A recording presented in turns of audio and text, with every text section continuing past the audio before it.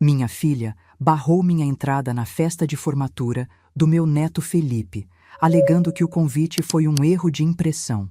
Sou Valdelice, 72 anos, dona de um império imobiliário que eles desconhecem. Renata acabou de cometer o erro mais caro da vida dela. A noite estava fresca, daquelas que pedem um chale leve sobre os ombros, mas o frio que eu sentia vinha de dentro. Eu tinha passado a tarde inteira no salão da Jussara, cuidando do cabelo, fazendo as unhas num tom de vinho discreto, me preparando para ver o meu Felipe, meu primeiro neto, receber o diploma de engenharia. O convite, num papel grosso e com letras douradas, estava dentro da minha bolsa de mão, protegido como se fosse uma joia. Eu cheguei cedo ao Espaço Esplendor, uma casa de eventos pretensiosa na zona sul da cidade, com colunas romanas falsas e um lustre de cristal no hall que parecia grande demais para o teto. Desci do táxi com cuidado, ajeitando o conjunto de calça e túnica de seda cor de terracota que mandei fazer sob medida. Nada de vestido de velha, nada de estampas de flores miúdas. Eu queria estar à altura da conquista do menino. Caminhei até a entrada, onde uma fila de convidados elegantes aguardava a conferência dos nomes. O cheiro de perfume importado misturado com laquê era forte. Eu conhecia metade daquelas pessoas de vista, gente da sociedade local, amigos do meu genro, que sempre gostou de aparentar ter mais do que realmente tem no bolso. Quando chegou a minha vez, sorri para a recepcionista, uma moça jovem com um tablet na mão. Boa noite, querida. Valdelice Sampaio, avó do formando Felipe Sampaio Alves. A moça correu o dedo pela tela iluminada, franziu a testa, subiu e desceu a lista novamente. O sorriso dela vacilou. Senhora Valdelice, só 1 minuto, por favor. Ela fez um sinal discreto para um homem de terno preto, um segurança com cara de poucos amigos, e sussurrou algo no radiocomunicador. Meu coração deu uma falha, um tropeço seco no peito. Pensei que fosse algum problema com a mesa, talvez tivessem me colocado longe do palco. Mas, em instantes, quem surgiu na porta de vidro não foi um organizador. Foi a Renata, minha filha única. Ela estava deslumbrante num vestido verde esmeralda, justo, que realçava a plástica recente que ela jurava não ter feito. Mas o rosto dela não tinha a alegria de uma mãe de formando. Tinha a atenção de quem vê uma barata na sala de estar. Ela veio até mim, pisando duro no tapete vermelho, ignorando os cumprimentos de outros convidados. Mãe, o que a senhora está fazendo aqui?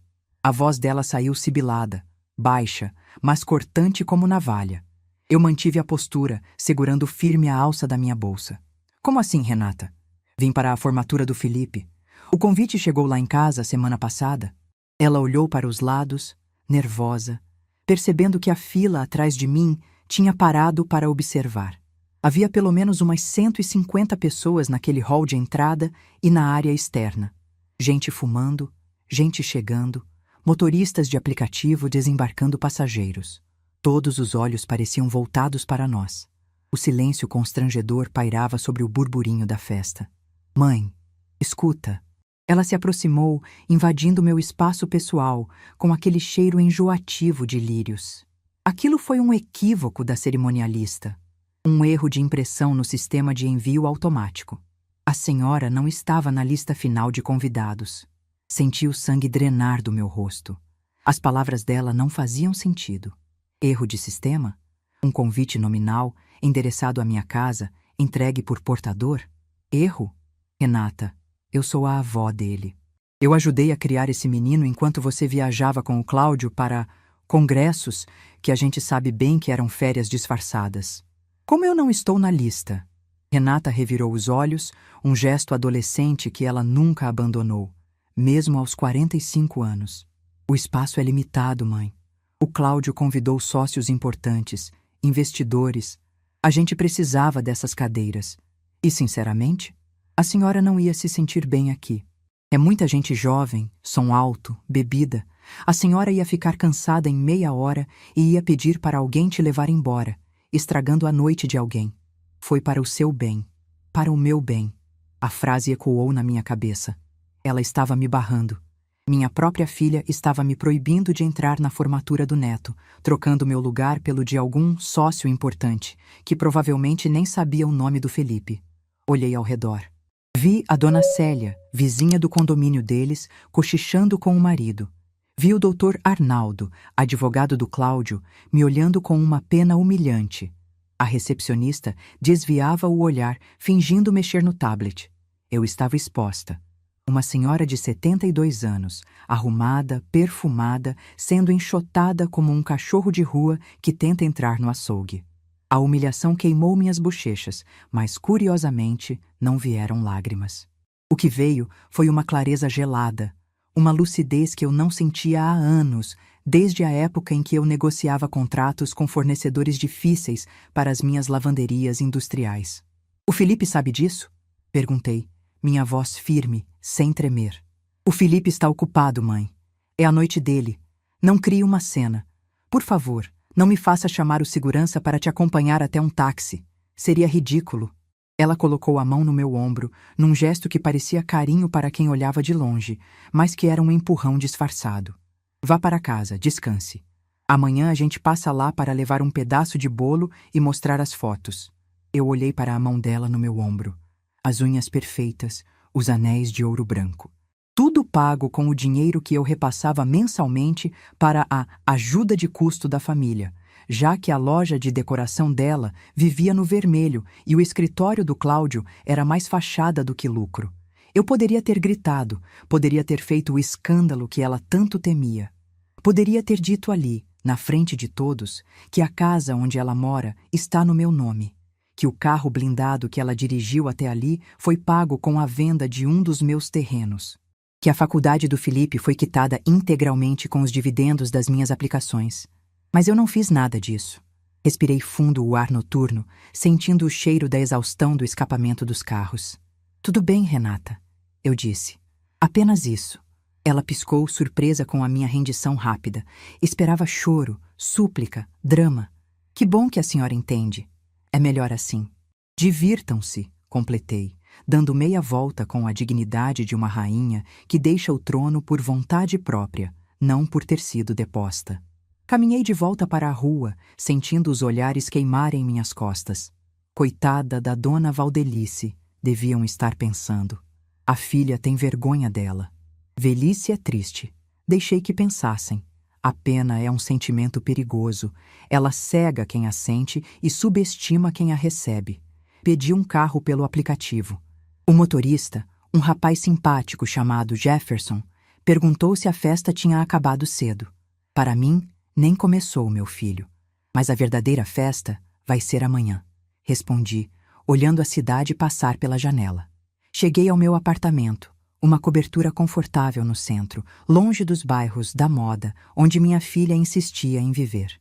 Entrei no silêncio da minha casa. Não havia ninguém me esperando. Meu marido se foi há 10 anos, e eu vivia bem com a minha própria companhia. Tirei os sapatos de salto médio no hall de entrada e senti o piso frio de madeira sob os pés. Não fui para a cozinha preparar chá, nem liguei a televisão para ver novela. Fui direto para o meu escritório. Um cômodo amplo, com uma estante de livros que eu realmente li, e uma mesa de jacarandá maciço que comprei num leilão. Sentei na minha cadeira ergonômica, nada daquelas poltronas moles que afundam a coluna da gente. Abri a gaveta trancada da direita, onde guardava não papéis velhos e sentimentais, mas os dossiês financeiros da família. Peguei meu caderno de anotações, uma caderneta preta simples e minha caneta tinteiro. A humilhação na porta daquele salão ainda pulsava, mas agora ela estava sendo convertida em combustível. Renata achava que eu era apenas a vovó que fazia depósitos e sorria nos almoços de domingo. Ela se esqueceu de quem eu era antes de me aposentar. Ela se esqueceu da mulher que construiu uma rede de 12 lavanderias industriais, começando com uma máquina de lavar usada e um ferro de passar a carvão. Ela se esqueceu da Valdelice que negociou com sindicatos, que sobreviveu a planos econômicos desastrosos, que comprou imóveis quando todos vendiam. Eles achavam que o dinheiro brotava de uma fonte mágica ou que eu vivia de uma pensão gorda do falecido. Nunca se interessaram em saber os detalhes da holding familiar que eu criei para proteger o patrimônio. Para eles, eu era apenas a provedora silenciosa, a idosa conveniente. Até hoje. Hoje eu fui a idosa inconveniente. Olhei para o relógio na parede. Eram 9:30 da noite. Tarde para ligar para qualquer pessoa, exceto para quem trabalha para mim há 30 anos e sabe onde os corpos estão enterrados. Metaforicamente falando, é claro. Peguei meu celular, coloquei os óculos de leitura e disquei o número do Roberto, meu contador e advogado de confiança. Ele atendeu no terceiro toque. Dona Valdelice, aconteceu alguma coisa?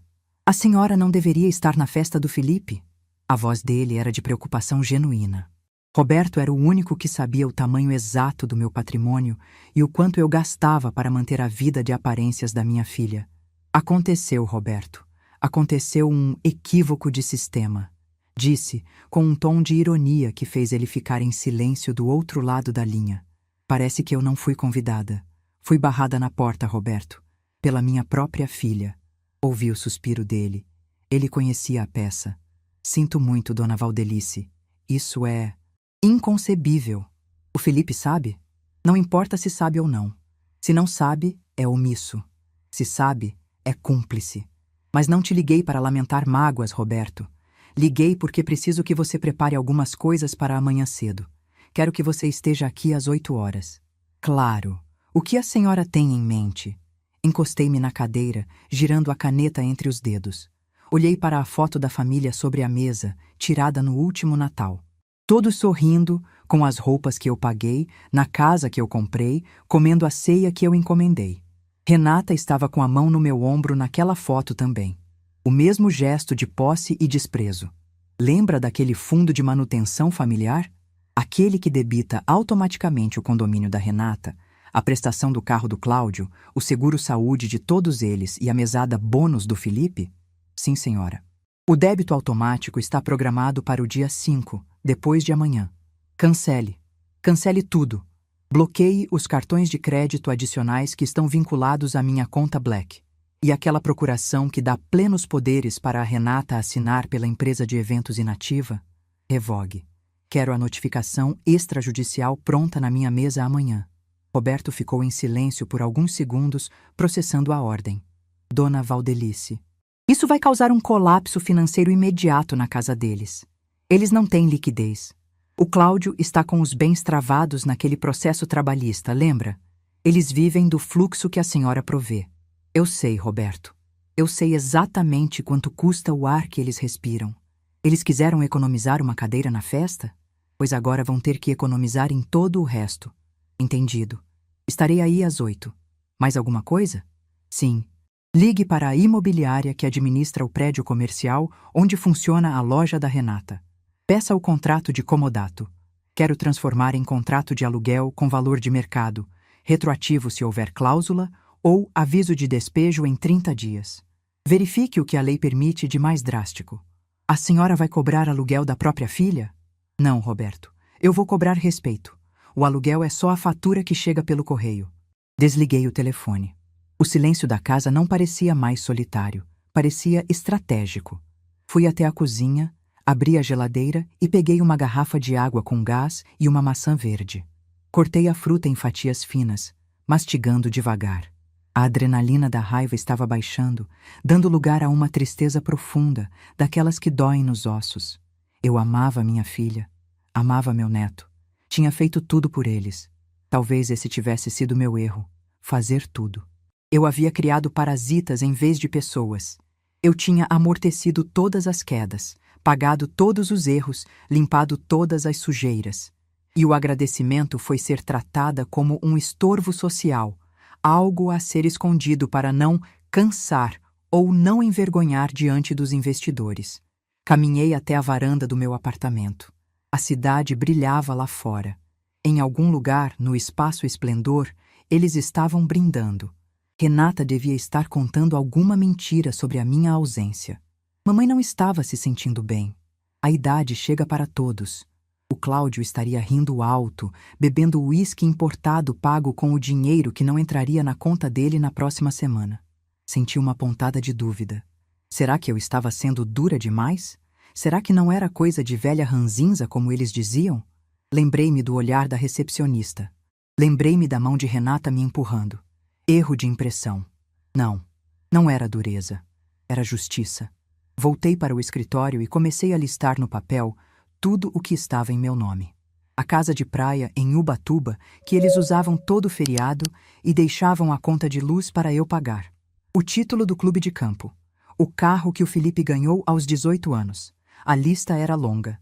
Cada item era uma prova do meu amor, que foi convertido em obrigação na cabeça deles. Amanhã seria um dia interessante. Eu não precisava gritar, não precisava fazer barraco na porta da festa. O verdadeiro poder não precisa levantar a voz. O verdadeiro poder é aquele que, quando se retira, a estrutura desaba.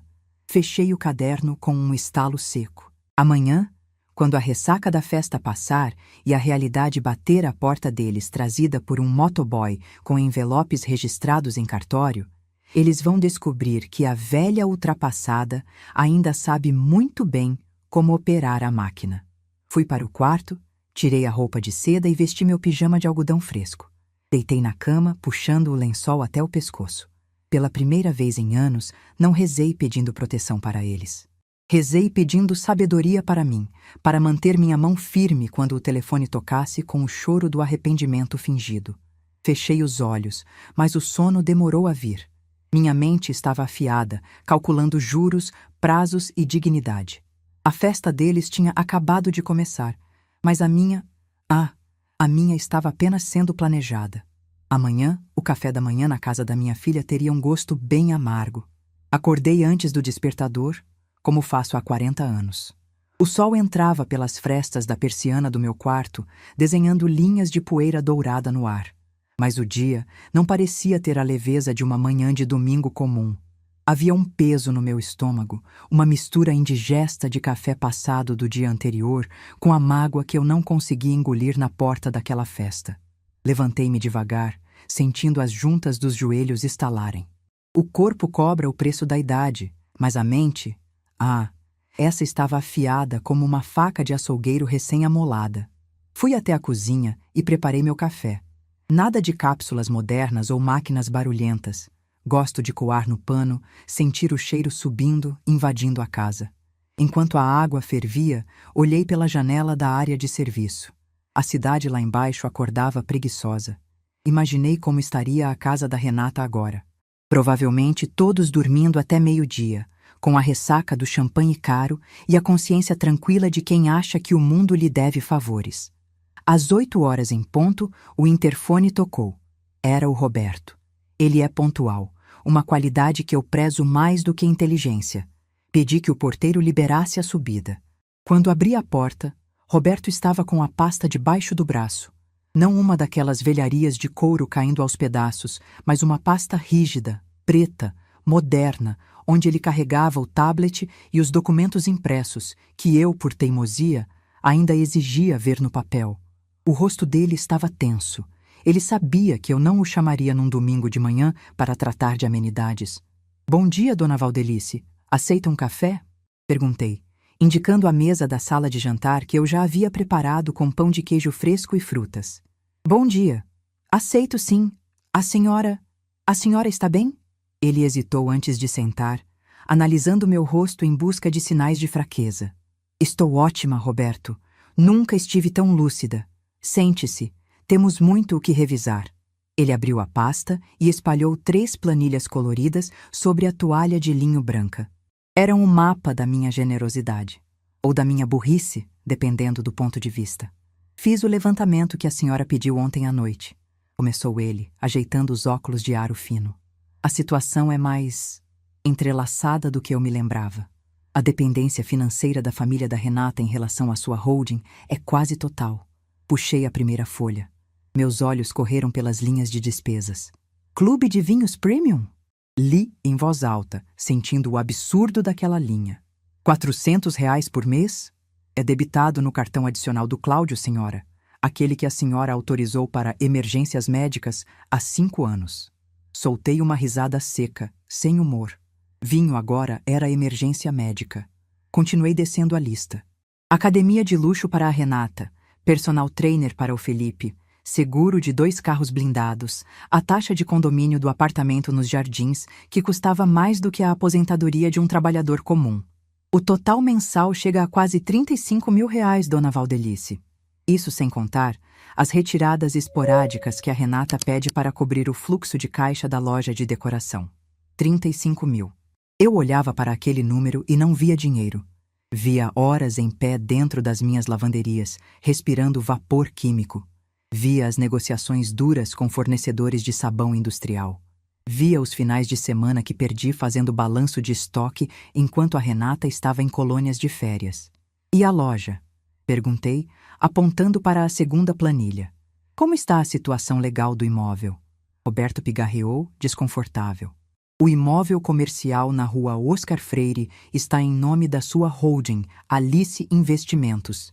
Existe um contrato de comodato verbal, formalizado apenas por e-mails antigos, onde a senhora cede o espaço gratuitamente para a empresa da Renata. Gratuitamente, repeti a palavra, saboreando o gosto amargo dela.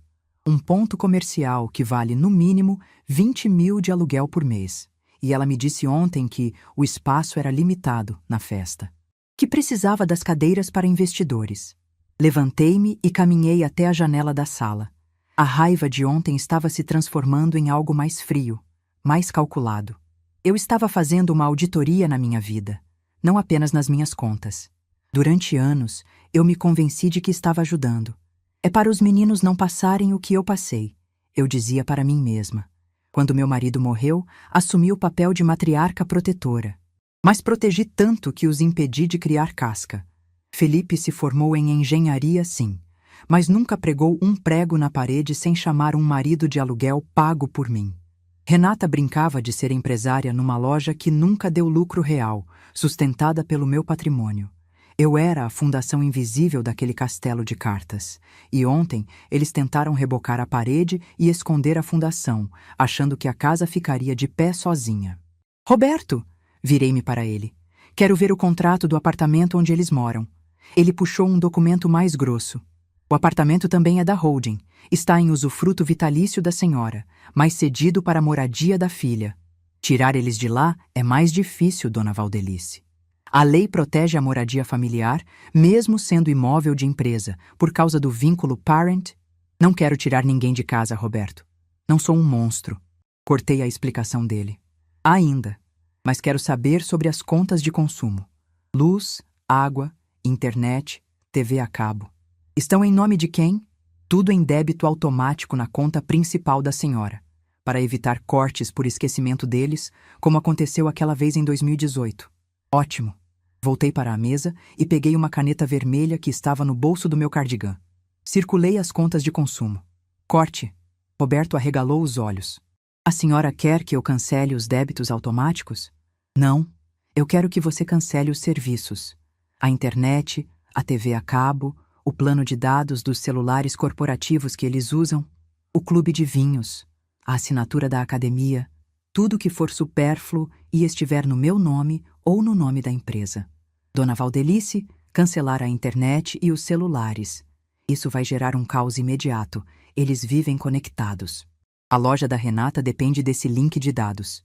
Então ela que vá na operadora amanhã e contrate um plano no nome dela, com o crédito dela. Se é que ela tem crédito. Sentei-me novamente, sentindo uma onda de energia percorrer meus braços. Era a mesma sensação de quando eu fechava um grande contrato com redes de hotéis. A sensação de controle. E tem mais, Roberto. O carro do Felipe.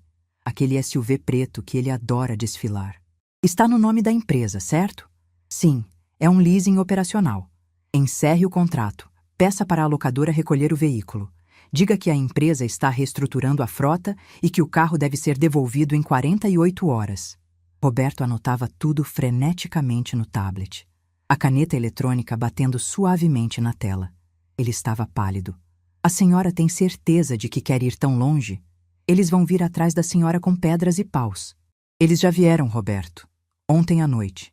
Só que usaram palavras educadas e um sorriso falso. Respirei fundo. O cheiro do café esfriando na xícara. Eu não estou tirando nada que seja deles. Estou apenas pegando de volta o que é meu. Eles me disseram que eu não fui convidada para a festa da colheita, então eu estou recolhendo as sementes que plantei. Peguei meu celular sobre a mesa. Abri o aplicativo daquela rede social de fotos, o Instagram. Eu tinha um perfil discreto, sem foto, apenas para acompanhar as novidades de decoração e paisagismo. Busquei o perfil da Renata. Lá estava. Uma sequência de fotos da noite anterior. A primeira era uma selfie dela com o Felipe e o Cláudio, todos sorrindo com taças na mão. A legenda dizia: Noite mágica, orgulho do nosso engenheiro, família unida celebrando conquistas. Sáicero, gratidão. E sucesso, minha engenharia. Família unida. A hipocrisia brilhava na tela do celular mais forte que o flash da câmera. Passei para a próxima foto. Era uma mesa grande, cheia de gente. Reconheci o doutor Arnaldo e a esposa sentados em lugares de destaque.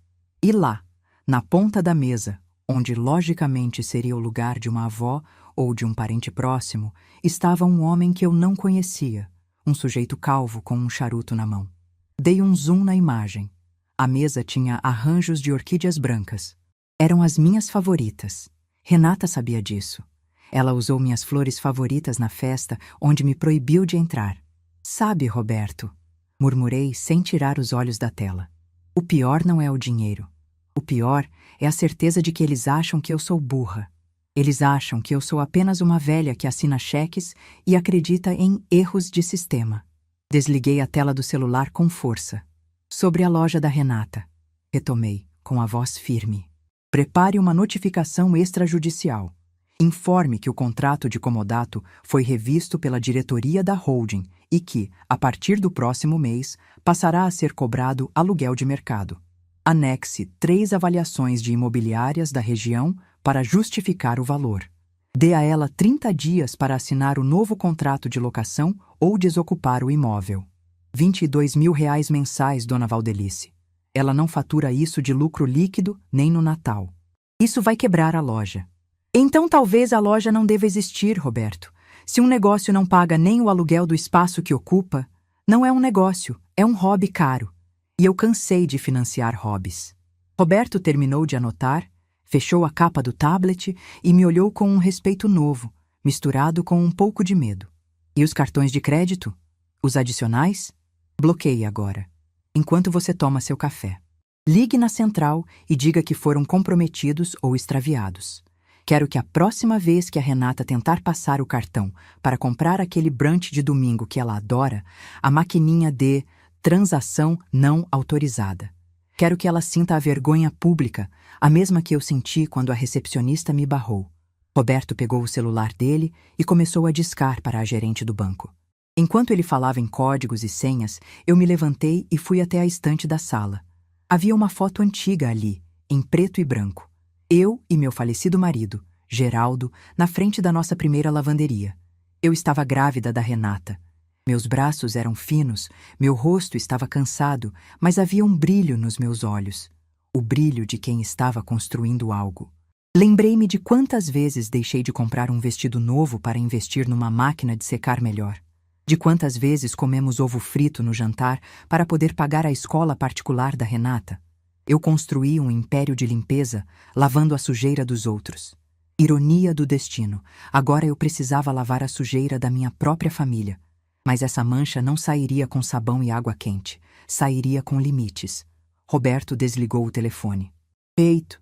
Os cartões Black adicionais estão cancelados. O banco vai emitir novos, mas eu pedi para serem entregues apenas no seu endereço residencial e não no deles. Vai levar uns 5 dias úteis. Até lá, eles estão sem crédito na praça vinculado à senhora. Excelente. Dona Valdelice, a senhora sabe que assim que o primeiro cartão for recusado, seu telefone vai tocar. Eu sei, e é por isso que hoje eu vou sair. Sair? Para onde? Vou para o meu sítio em Atibaia. Vou passar uns dias cuidando das minhas orquídeas de verdade, não aquelas de plástico emocional que a minha filha cultiva. Lá o sinal de celular é ruim. Vou deixar o aparelho aqui, em casa. Roberto sorriu, um sorriso cúmplice dessa vez. Uma retirada estratégica. Não, Roberto. Um erro de sistema.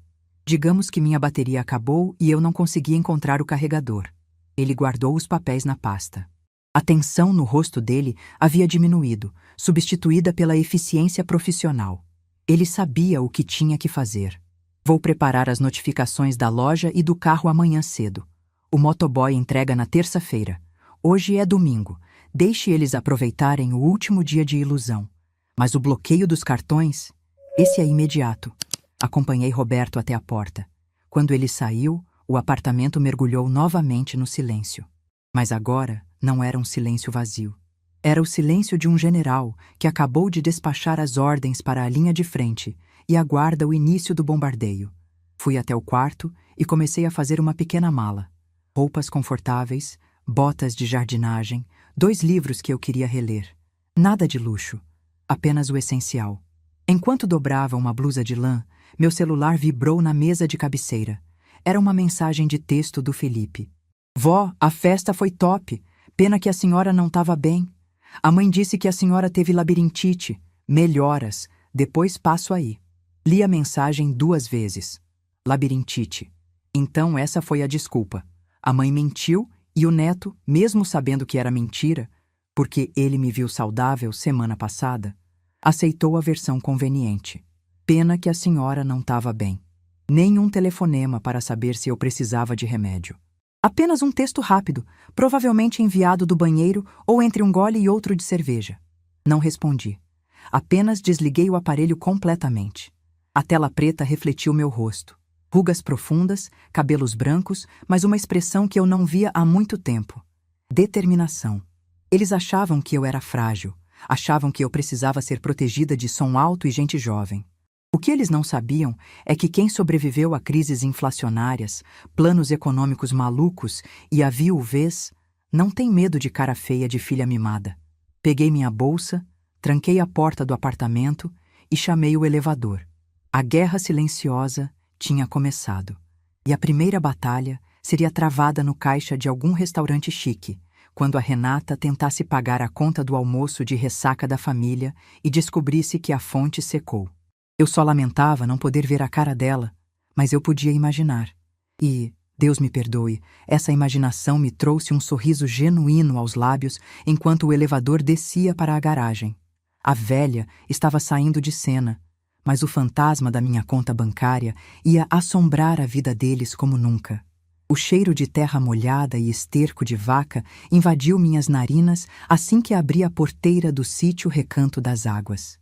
Era um perfume que muitos torceriam o nariz, mas para mim cheirava a liberdade.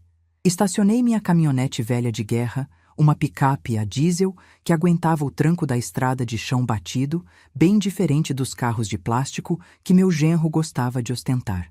Desci do carro sentindo o ar puro de Atibaia limpar meus pulmões da poluição de São Paulo e da toxicidade da minha própria família. O Toninho, meu caseiro, veio correndo com um sorriso de orelha a orelha, limpando as mãos sujas de graxa num pano velho. Dona Valdelice, que surpresa boa! A senhora não avisou que vinha.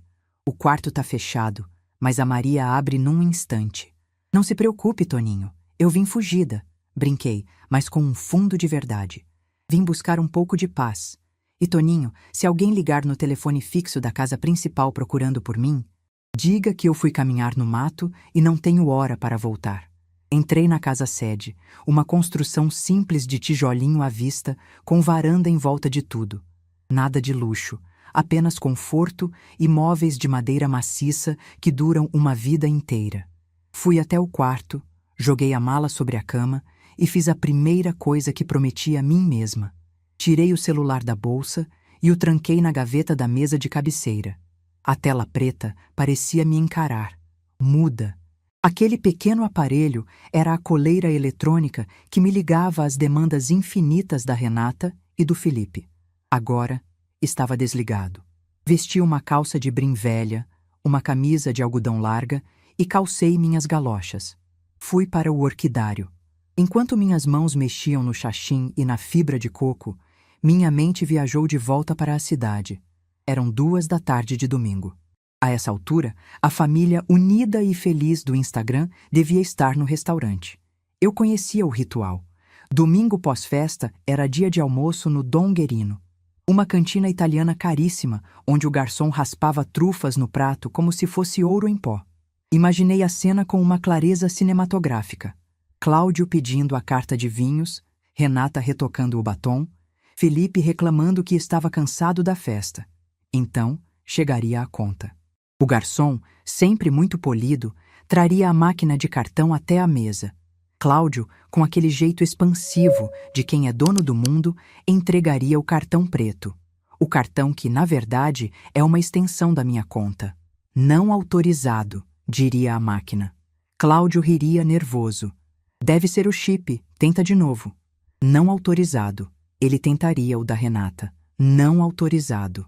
Eu cortei uma folha seca de uma Cattleya com a tesoura de poda, ouvindo o estalo seco. Crack! Imaginei o silêncio na mesa. O suor frio descendo pelas costas do meu genro.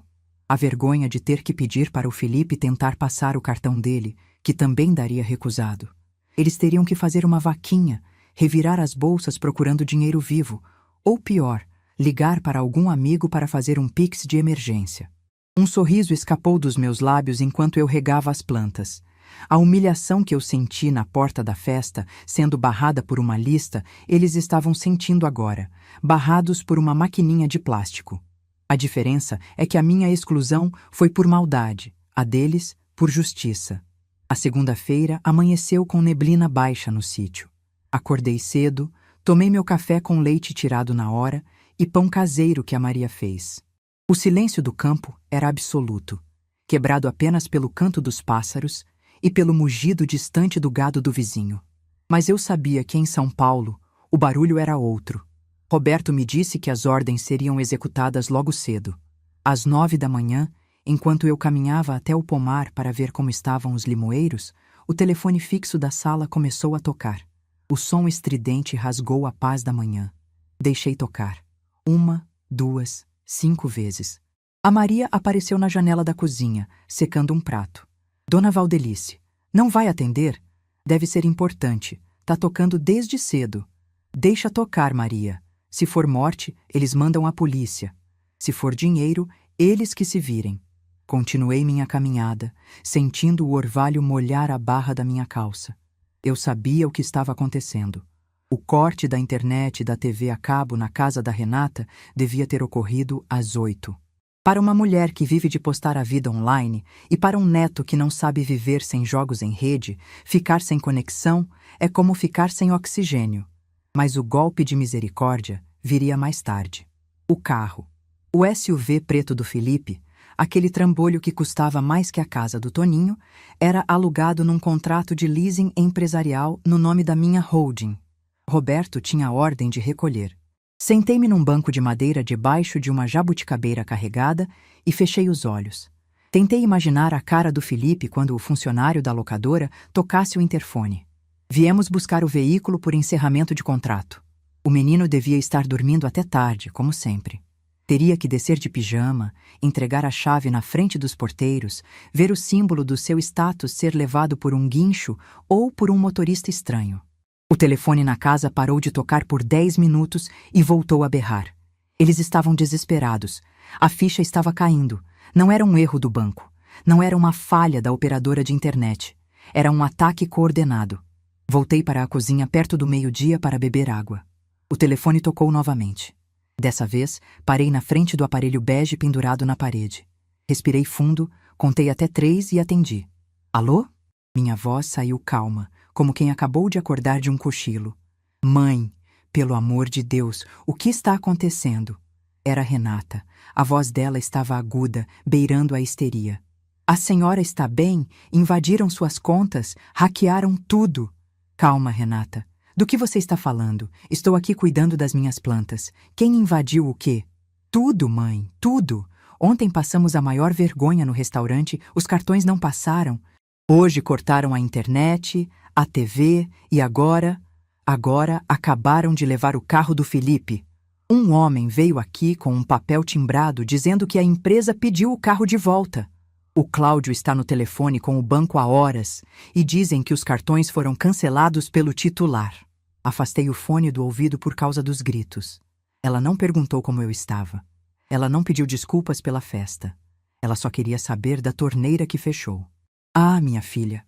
Usei meu tom mais doce e sonso. É verdade, eu esqueci de avisar. O Roberto esteve lá em casa no domingo. O Roberto? O contador? O que ele tem a ver com isso? Pois é, nós estamos fazendo uma... Como é que ele chamou mesmo? Uma reestruturação. Acho que foi isso. A economia não está boa, sabe? O preço do sabão industrial subiu muito, os impostos. Eu precisei cortar gastos supérfluos para proteger o patrimônio da família. Houve um silêncio do outro lado da linha. Um silêncio pesado, de quem acabou de levar um tapa na cara com luva de pelica.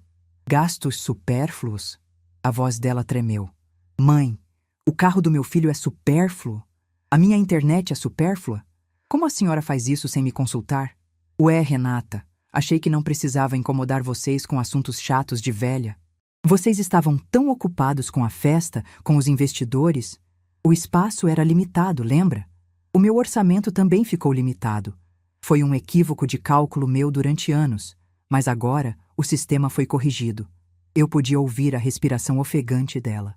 A engrenagem na cabeça dela estava girando, tentando processar que a mãe boazinha, a vovó generosa, tinha acabado de puxar o tapete. A senhora está fazendo isso de propósito? É vingança? Por que eu não deixei a senhora entrar na festa? É isso? Que mesquinharia, mãe! Vingança é uma palavra muito forte, querida. Eu chamo de ajuste fiscal. E tem mais uma coisa. O Roberto deve ter mandado entregar um envelope aí na sua loja hoje à tarde. Que envelope? O que mais a senhora fez? Leia com atenção. É sobre o contrato do imóvel. Sabe como é, né? Negócios são negócios, família à parte. Desliguei o telefone na cara dela. Não bati o fone com raiva. Apenas coloquei no gancho suavemente, como quem termina uma conversa sobre a previsão do tempo. Minhas mãos não tremiam. Meu coração não disparava. Pela primeira vez em anos, eu me sentia no controle absoluto da minha vida. Voltei para a varanda e sentei na minha cadeira de balanço. O sol da tarde dourava o pasto.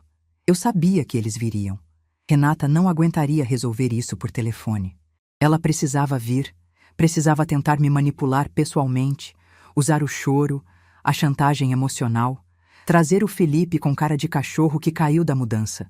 Eles viriam achando que encontrariam a Valdelice de sempre, pronta para assinar um cheque e pedir desculpas. 2 horas depois, ouvi o barulho de um motor na estrada. Não era o ronco suave do carro importado do Cláudio, nem o motor potente do SUV do Felipe. Era um motor engasgado. Olhei por cima da cerca viva. Era um carro de aplicativo, um sedã prateado coberto de poeira da estrada. Eles não tinham carro para vir. Tiveram que pagar uma corrida longa até Atibaia. Vi os 3 descerem do carro. Renata, ainda com a roupa de trabalho, o salto afundando na terra fofa. Cláudio, vermelho de raiva, com a camisa suada. E Felipe, com fones de ouvido no pescoço, olhando para o chão, com as mãos nos bolsos, parecendo uma criança que perdeu o brinquedo. Continuei sentada, balançando devagar. Ajeitei o chale nas pernas. Eles subiram os degraus da varanda como se fossem um pelotão de fuzilamento, mas eu era quem segurava a munição. Mãe! Renata começou, parando na minha frente. A senhora perdeu o juízo.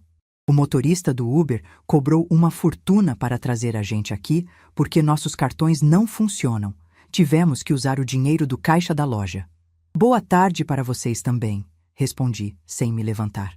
Aceitam um café? A Maria acabou de passar. Ninguém quer café, Valdelice. Cláudio explodiu, apontando o dedo para mim. A senhora tem ideia do constrangimento que passamos? O Felipe ficou a pé. Eu tenho reuniões. Isso é abuso financeiro. Olhei para o dedo dele apontado para o meu nariz. Aquele homem que vivia às minhas custas há 20 anos, que nunca trocou uma lâmpada na minha casa sem cobrar o favor, agora gritava comigo na minha varanda. Abaixe esse dedo, Cláudio, disse, num tom baixo, mas tão frio que ele recuou instintivamente. Você está na minha casa. Na casa que eu comprei, sentada na cadeira que eu paguei. Se gritar de novo, eu mando o Toninho te colocar para fora da porteira. Cláudio abriu a boca e fechou, chocado. Ele olhou para Renata, esperando defesa, mas ela estava ocupada demais abrindo a bolsa. Ela tirou um envelope pardo amassado. Chegou isso na loja, mãe. Ela jogou o envelope no meu colo. Notificação de cobrança de aluguel? 22 mil reais? Desocupação em 30 dias? A senhora quer me falir? A senhora quer ver sua filha na sarjeta? Peguei o envelope e alisei o papel com calma. Não quero te ver na sarjeta, minha filha. Quero te ver na realidade. Esse é o valor de mercado daquele ponto na Oscar Freire. Se a sua loja de decoração é o sucesso que você diz no Instagram, 20 mil não deve ser problema.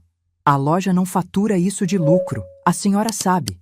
Ela gritou, as lágrimas de raiva finalmente escorrendo, borrando a maquiagem. Então feche, respondi, simples e direta. Se o negócio não se sustenta, não é um negócio, é caridade. E a minha instituição de caridade fechou as portas no sábado à noite, quando fui informada que não havia lugar para mim na celebração da família. Felipe, que estava quieto até agora, deu um passo à frente. Vó, pega leve, foi só um erro do convite. A mãe ficou nervosa. Devolve meu carro, por favor. Eu tenho que levar uma garota a sair hoje. Que mico, vó! Olhei para o meu neto.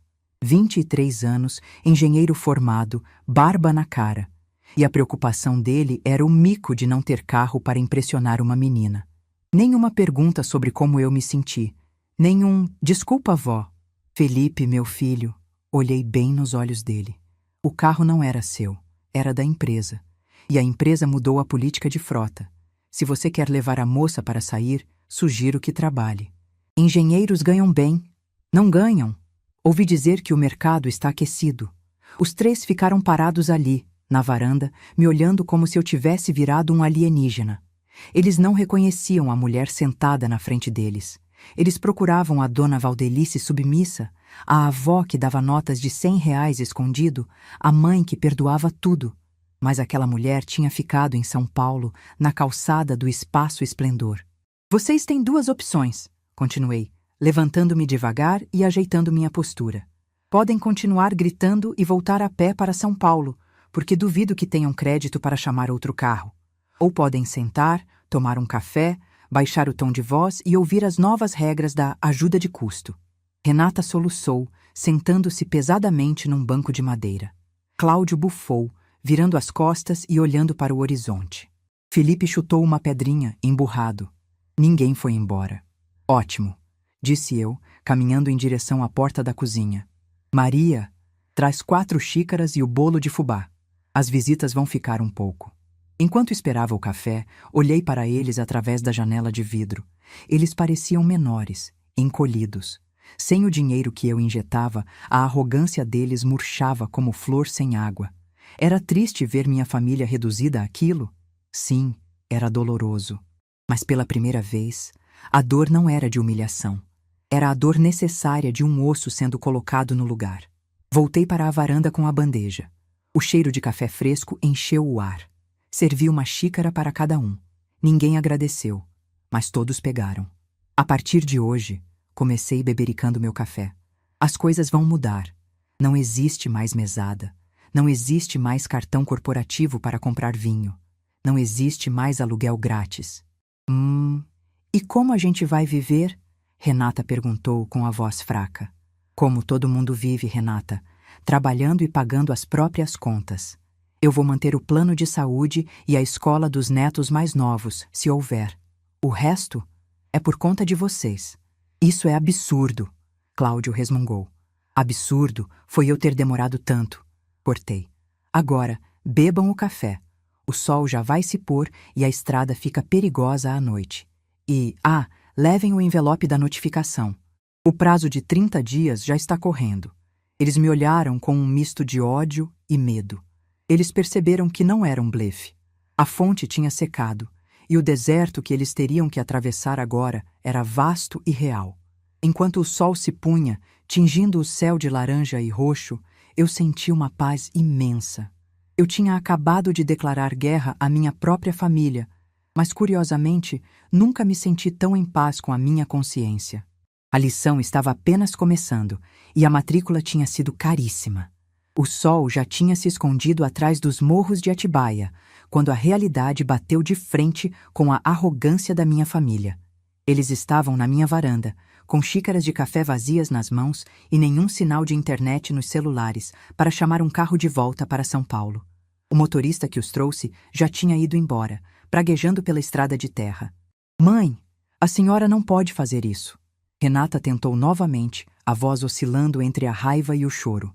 Como vamos voltar? Não temos dinheiro vivo. Os aplicativos não aceitam nossos cartões. A senhora vai nos deixar dormir no chão? Eu balancei a cabeça devagar, terminando meu pedaço de rosca de polvilho. Dormir aqui, não. Vocês têm uma casa confortável em São Paulo, pelo menos enquanto eu permitir que morem lá de graça. Mas voltar é problema de vocês. Vó, na moral... Felipe começou coçando a barba rala. Me empresta R$ 200. Eu te pago amanhã. Soltei uma risada curta. Você me paga com o quê, Felipe? Com o dinheiro que não ganha? Com o carro que não é seu? Levantei-me da cadeira, sentindo minhas pernas firmes. O Toninho vai descer para a cidade com a caminhonete para comprar ração. Ele pode deixar vocês na rodoviária. Rodoviária? Cláudio parecia ter engolido um limão inteiro com casca. Ônibus de linha? Valdelice, eu estou de terno italiano. Então tome cuidado para não amassar no assento. O último horário para a capital sai às 19 horas. Se eu fosse vocês, corria. O Toninho não gosta de esperar. Ver minha filha, meu genro e meu neto subindo na carroceria da picape velha, segurando as bolsas de grife como se fossem escudos, foi uma cena que valeu cada centavo que investi na minha vida. Não senti pena. Senti que estava finalmente educando. A semana que se seguiu foi um dominó de desastres para eles e de revelações para mim. Voltei para São Paulo na terça-feira, direto para a sede da minha empresa. Não para o escritório em casa, mas para o prédio comercial no Itaim Bibi, onde ocupamos 2 andares inteiros. Eles nunca pisaram lá. Para eles, eu mexia com aluguéis. Eles não faziam ideia de que o prédio espelhado onde o Cláudio sonhava ter um escritório era, na verdade, um dos meus ativos. Na quarta-feira de manhã, recebi a ligação que esperava. Era Renata, mas dessa vez ela não estava gritando. Ela estava em pânico. Mãe, o fornecedor de tecidos importados, o Sr. Antunes. Ele cancelou a entrega da nova coleção. Disse que a garantia fidejussória foi revogada. O que é isso? A loja vai ficar vazia. Garantia fidejussória, minha filha, é o meu nome garantindo que se você não pagar, eu pago. Como você não tem crédito e a loja não tem caixa, eu retirei a garantia. O Sr. Antunes é um homem de negócios prudente. Sem garantia, sem tecido. Mas eu tenho clientes agendados, tenho encomendas. Então sugiro que você pegue o dinheiro das encomendas e pague à vista. É assim que o comércio funciona para quem está começando. Começando? A loja tem 10 anos. 10 anos de brincadeira, Renata. Agora começou o jogo de verdade. Desliguei e pedi para minha secretária, a Lourdes, preparar a sala de reuniões. Eu havia convocado os 3 para as 2 da tarde. Disse que seria para discutir os termos da rendição, usando a linguagem dramática que eles tanto gostam.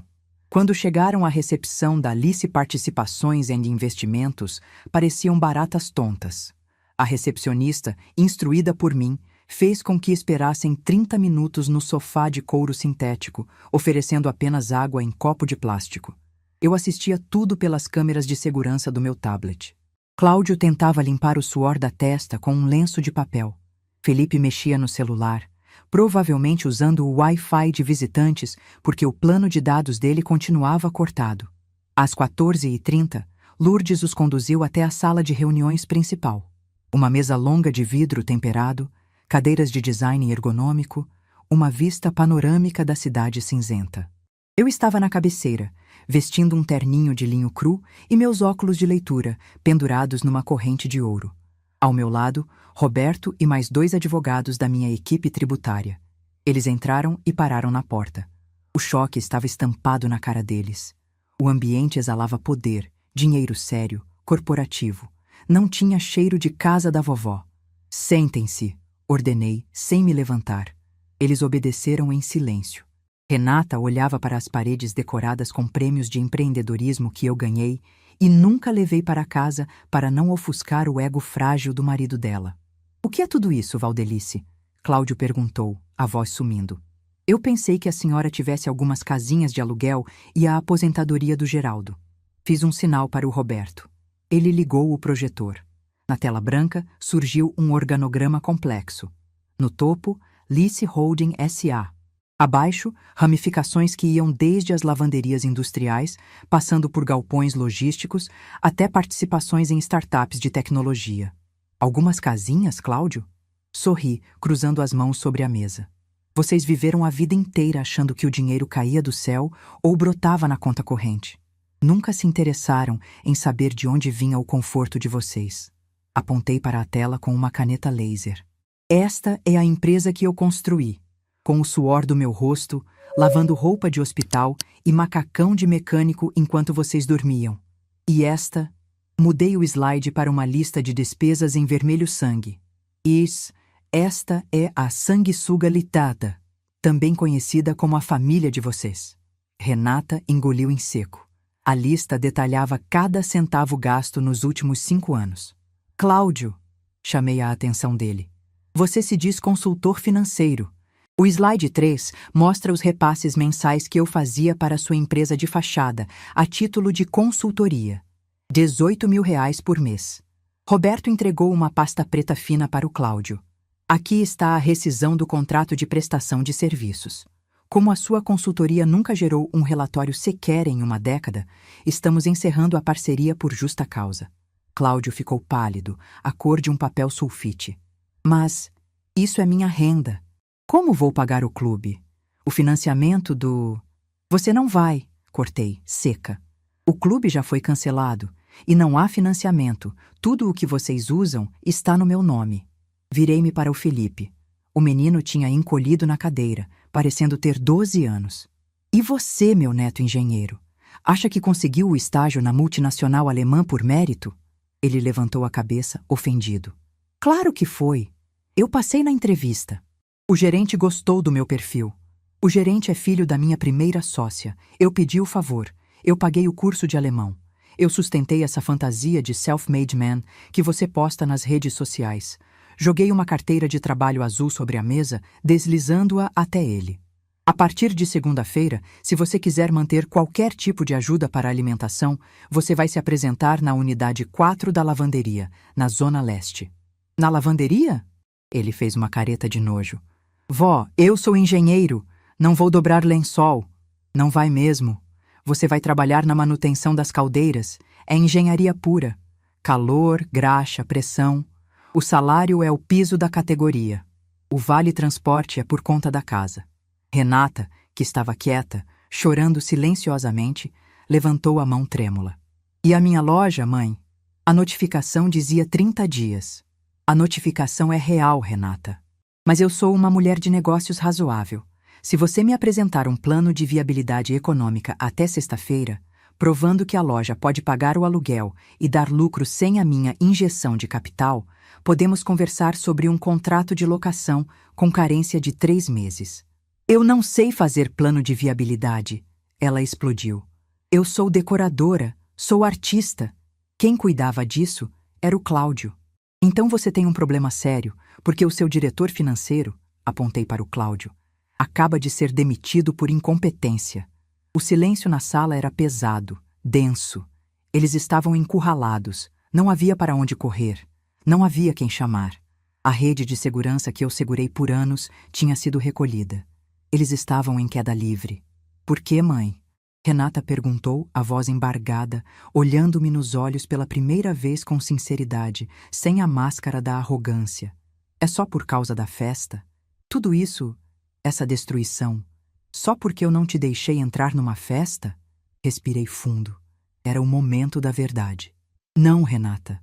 A festa foi apenas o gota d'água. O momento em que eu percebi que criei monstros. Vocês não me respeitam. Vocês toleram a minha existência porque eu pago as contas. Quando a minha presença física se tornou inconveniente para a imagem que vocês queriam vender, vocês me descartaram. Levantei-me e caminhei até a janela. A cidade de São Paulo se estendia lá fora, imensa, brutal e cheia de oportunidades para quem tem coragem. Eu não estou destruindo vocês, continuei, de costas para eles. Eu estou salvando. Estou dando a vocês a única coisa que nunca dei, a necessidade. A necessidade é a mãe da competência. Vocês vão me agradecer um dia, ou vão me odiar para sempre. Sinceramente, não me importo mais com o afeto comprado. Eu quero ver do que vocês são feitos quando o cartão não passa. Virei-me de volta para a mesa. Agora, saiam. Tenho uma reunião com investidores reais em 15 minutos. O Roberto vai acompanhar vocês até a saída e entregar os novos contratos de aluguel do apartamento onde moram. O primeiro boleto vence dia 5. Não atrasem. Eu cobro multa. Cláudio levantou-se, trôpego, segurando a pasta como se fosse uma boia num naufrágio. Felipe pegou a carteira de trabalho com a ponta dos dedos, como se estivesse contaminada. Renata ficou sentada mais um segundo, me olhando. Vi algo diferente no olhar dela. Medo, sim. Raiva, muita, mas também respeito. O tipo de respeito que se tem por um predador que você não sabia que existia. Eles saíram da sala em fila indiana, de cabeça baixa. Não houve gritos, não houve escândalo. A dignidade deles tinha ficado na porta giratória do prédio. Quando a porta se fechou, Roberto soltou o ar que prendia. A senhora foi cirúrgica, dona Valdelice. Foi necessário, Roberto. Agora cancele minha tarde. Quero ir para casa. Casa? A senhora não tem reunião. Eu sei, mas preciso tomar um chá e assistir minha novela. Pela primeira vez em anos, não tenho que me preocupar se meu neto vai bater o carro ou se minha filha vai estourar o limite.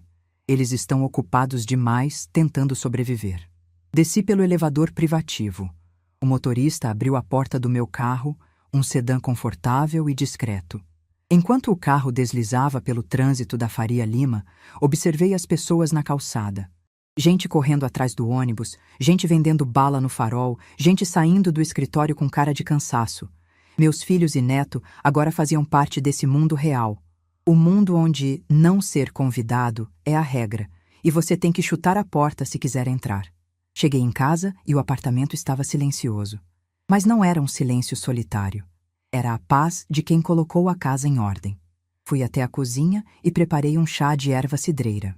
Enquanto a água esquentava, meu celular tocou. Era um número desconhecido. Alô? Atendi. Dona Valdelice? Aqui é da portaria do prédio da sua filha. A voz do porteiro era hesitante. Desculpe incomodar, mas a dona Renata pediu para avisar que a internet lá não voltou e ela precisa enviar um e-mail urgente. Ela perguntou se pode subir aí no seu apartamento para usar o Wi-Fi. Sorri para a parede da cozinha. Começou. As pequenas negociações. Diga a ela, seu José, que o meu Wi-Fi é protegido por senha. E a senha mudou. Se ela quiser usar, vai ter que vir aqui e pedir pessoalmente. E seu José? Avise que eu estou cobrando o café. Desliguei. Tomei meu chá sentada na poltrona da sala, olhando para a foto do meu marido na estante. É, Geraldo, murmurei. Acho que finalmente começamos a criar nossos filhos. Antes tarde do que nunca. A campainha tocou 10 minutos depois. Não era o toque insistente de quem exige.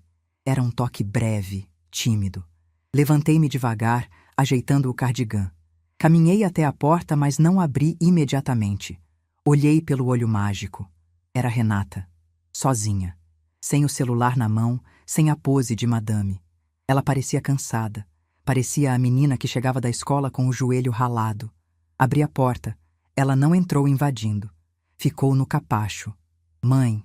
A voz dela falhou. Posso entrar? Depende, respondi, bloqueando a passagem com meu corpo. Você veio visitar a sua mãe ou a dona do banco? Renata abaixou a cabeça. Uma lágrima caiu no chão do corredor. Eu vim ver a minha mãe. A senhora tem razão. Eu não sei fazer nada sozinha. Estou com medo. Abri espaço para ela passar. O medo é um bom começo, Renata. O medo ensina a gente a olhar onde pisa. Ela entrou e, pela primeira vez em anos, senti que não estava recebendo uma parasita, mas alguém que talvez, só talvez, estivesse pronta para aprender a ser gente. Fechei a porta atrás de nós. A verdadeira reforma daquela família tinha acabado de começar, e eu seria a mestre de obras mais rigorosa que eles já viram. A festa tinha acabado, mas o trabalho... o trabalho estava só começando. 6 meses se passaram desde aquela tarde em que Renata chorou no meu capacho. O tempo, dizem os antigos, cura tudo. Eu digo que o tempo não cura nada se a gente não passar o remédio certo na ferida. E o remédio para a minha família foi uma dose cavalar de realidade, servida sem açúcar e sem colher de prata. Estou na varanda do meu apartamento, regando as samambaias que pendurei no teto. O sol de domingo entra suave, iluminando a sala que agora parece mais viva. Não mudei os móveis, mas mudei a energia. O silêncio da casa não é mais de solidão, é de descanso merecido. Hoje é dia de almoço em família, mas a dinâmica é outra. Não sou mais a cozinheira obrigatória, nem a financiadora do banquete. O combinado agora é simples. Cada um traz um prato e a bebida que vai consumir. A campainha tocou pontualmente ao meio-dia. Abri a porta e dei de cara com o Felipe. Ele estava diferente. A barba rala e desenhada de barbeiro gourmet deu lugar a um rosto limpo, barbeado em casa mesmo. As roupas de marca, aquelas camisetas que custavam R$ 300, sumiram. Ele vestia uma polo simples, azul marinho e calça jeans. Mas o que mais me chamou a atenção foram as mãos. "Bença, vó", disse ele, estendendo a mão para me cumprimentar. Senti a calosidade na palma da mão dele. As unhas estavam curtas, limpas, mas com aquelas marcas que só quem mexe com graxa e ferro conhece. "Deus te abençoe, meu filho. Entra." Ele trazia uma travessa de vidro coberta com papel alumínio. "Fiz salpicão, vó. Receita da internet, mas usei frango defumado que estava em promoção."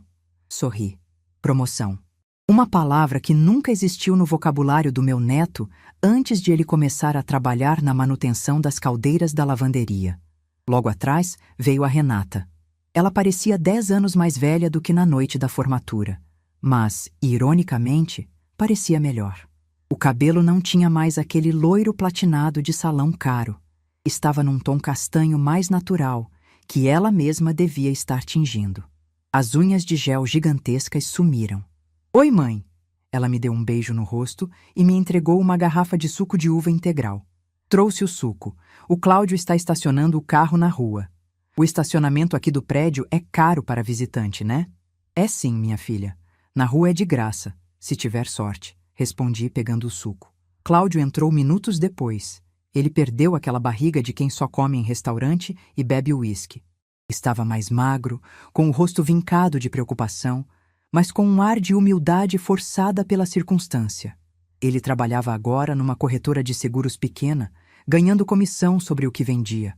Não era muito, mas pagava a luz e a água do apartamento, que agora eles economizavam como se cada gota fosse benta. Sentamos à mesa.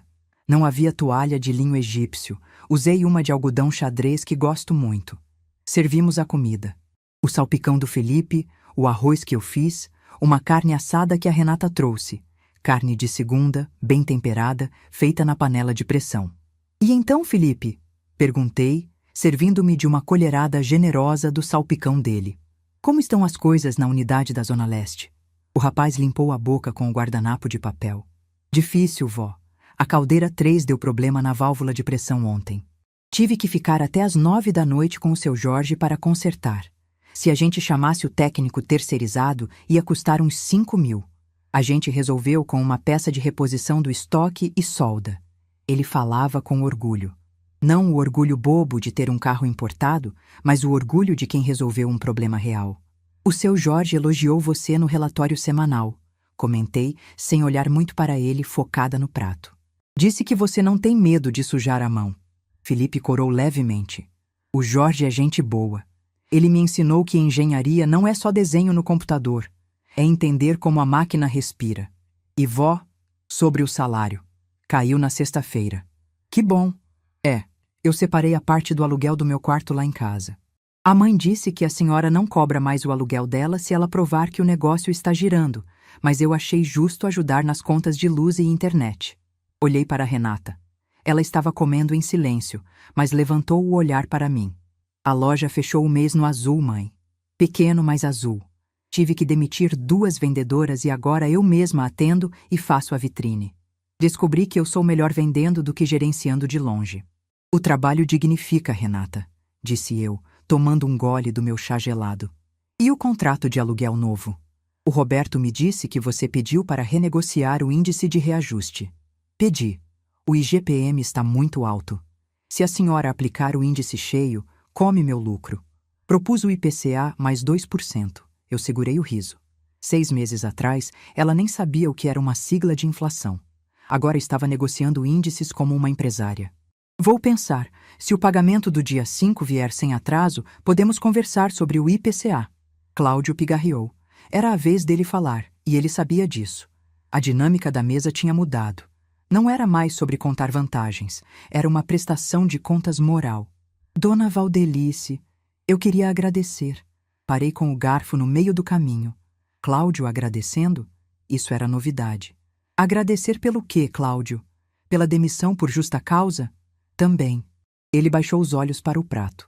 Aquele choque foi necessário. Eu vivia numa bolha. Achava que era sócio do seu sucesso, mas eu era só um carona. Estou vendendo seguros de vida agora. É difícil. As pessoas batem a porta na cara da gente. Mas quando eu fecho uma apólice, eu sei que o dinheiro é meu. Houve um silêncio na mesa. Não um silêncio constrangedor como naquele dia na varanda do sítio, mas um silêncio de respeito. Eles estavam cansados. A vida real cansa. Pegar ônibus cansa. Fazer contas no supermercado cansa. Mas eles estavam vivos de um jeito que nunca estiveram antes. Terminamos o almoço e, pela primeira vez na história daquela família, ninguém correu para o sofá para mexer no celular. Felipe levantou e começou a recolher os pratos. Deixa que eu lavo, vó. A senhora fez o arroz e cedeu a casa. Renata levantou para ajudar a secar. Cláudio foi passar um pano na mesa. Eu fiquei sentada, observando aquela cena que parecia um milagre, mas que eu sabia ser fruto de estratégia e firmeza. Fui para a sala e peguei um envelope que estava sobre o aparador. Esperei eles terminarem a cozinha e virem para o café. Sentem-se um pouco, pedi. Eles sentaram, apreensivos. O trauma das notificações extrajudiciais ainda estava fresco na memória deles. Sempre que eu pegava um papel, eles tremiam. Calma, não é nenhuma ordem de despejo. Tranquilizei, abrindo o envelope. É um convite. Tirei 3 cartões simples impressos em papel reciclado. Entreguei um para cada um. O que é isso, vó? Felipe perguntou lendo. Inauguração do Centro de Capacitação Valdelice Sampaio. Exatamente. Ajeitei meus óculos. Lembram daquele dinheiro que eu economizei cortando a ajuda de custo de vocês? Os R$ 35.000 mensais? Eles assentiram. Pois bem, eu não guardei esse dinheiro no colchão. Eu investi na comunidade onde fica a lavanderia da Zona Leste. Reformei um galpão antigo ao lado da fábrica. A partir da semana que vem, vamos oferecer cursos profissionalizantes de mecânica, elétrica e gestão doméstica para jovens da periferia. Os olhos de Renata se encheram de lágrimas. Talvez ela estivesse pensando em como aquele dinheiro foi gasto em vinhos e viagens fúteis por tanto tempo. A inauguração é sábado que vem, continuei, e eu gostaria que vocês fossem. Dessa vez, não tem erro de impressão no convite. Todos os nomes estão na lista. Nós vamos, mãe. Claro que vamos, disse Renata com a voz embargada. E tem mais uma coisa, Felipe. Virei-me para o meu neto. Eu preciso de um engenheiro responsável para dar a aula inaugural sobre manutenção de caldeiras. O Jorge disse que você tem jeito para explicar as coisas. O cachê é simbólico, mas o certificado vale horas complementares se você decidir fazer uma pós-graduação. Felipe arregalou os olhos. Um sorriso genuíno, de orelha a orelha, iluminou o rosto dele. Sério, vó? A senhora quer que eu dê aula? Quero que você ensine o que aprendeu sujando a mão. É isso que tem valor. Ele levantou e me deu um abraço. Um abraço forte, cheiroso a sabonete barato e gratidão. Não era o abraço de quem queria pedir o cartão de crédito. Era o abraço de um homem que foi visto e reconhecido pelo que ele é, não pelo que ele tem. Obrigado, vó. Eu não vou te decepcionar. Eu sei que não vai. Porque se decepcionar, você sabe que volta para a estaca zero. Brinquei, mas com aquele fundo de verdade que eles aprenderam a respeitar. Eles foram embora no final da tarde. Da janela, vi o carro popular do Cláudio saindo da vaga na rua. Eles conversavam dentro do carro, gesticulando. Pareciam uma família normal, com problemas normais e vitórias normais. Voltei para a minha poltrona e peguei meu tablet. Abri o aplicativo do banco, mas não para conferir o saldo. Abri para agendar minha próxima viagem, Pantanal. Sempre quis ver as onças pintadas. E agora eu ia. Sozinha? Talvez. Ou talvez levasse uma amiga. Mas ia com a consciência tranquila de que não estava abandonando ninguém, porque eles finalmente aprenderam a caminhar. Lembrei-me daquela noite na frente do salão de festas. A humilhação de ser barrada, de ser tratada como um estorvo. Aquela dor foi o combustível para tudo isso. Se Renata tivesse me deixado entrar, eu continuaria sendo a velha do cheque, a avó conveniente. Ao me barrar, ela me libertou. Eles achavam que tinham o poder de me excluir. Mal sabiam eles que, ao fecharem uma porta na minha cara, me obrigaram a construir um prédio inteiro onde eu sou a dona da chave mestra. Olhei para a cidade lá fora, as luzes começando a acender no crepúsculo de São Paulo. Minha jornada não acabou. Tenho 72 anos, uma saúde de ferro e um império para gerir. Mas o meu maior legado não vai ser o dinheiro, nem os prédios, nem as lavanderias. Meu maior legado vai ser ter transformado 3 parasitas em seres humanos úteis. Foi a lição mais cara, mais dolorosa e mais difícil da minha vida. Mas olhando para o prato vazio de salpicão na pia e para o convite da inauguração sobre a mesa, eu sei que valeu a pena. Ajeitei o chale nos ombros. Está esfriando um pouco. Mas aqui dentro nunca estive tão aquecida. A dignidade é um manto que a gente tece dia após dia. E o meu está mais firme do que nunca. Que venha o Pantanal. A Valdelice está pronta para a próxima aventura.